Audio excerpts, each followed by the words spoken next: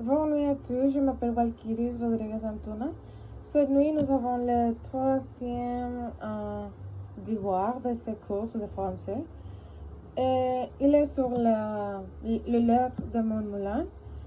Et l'histoire s'appelle Le secret de Maître Cornille.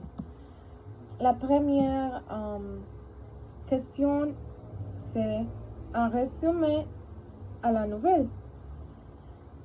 C'est l'histoire d'une petite communauté au beaucoup moulin doublé avec leurs machines. Mais une entreprise est arrivée et a éliminé la concurrence, forçant tout le monde à fermer ses affaires.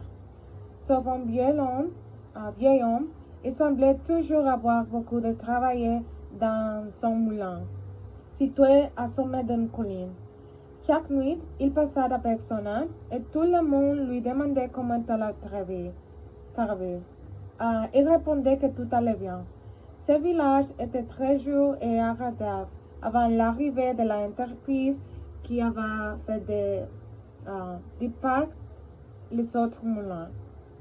Mais comme tous les autres, le vieux homme était devant chaud et de mauvais humeur. Tout le monde voyait toujours le moulin de vieux homme en activité, mais il ne laissait entrer personne. Pas même sa petite fille, qui l'aimait beaucoup et qui travaillait dans des fermes.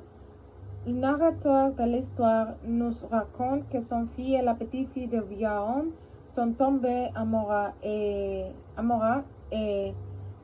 lorsqu'ils sont allés par Ouville homme.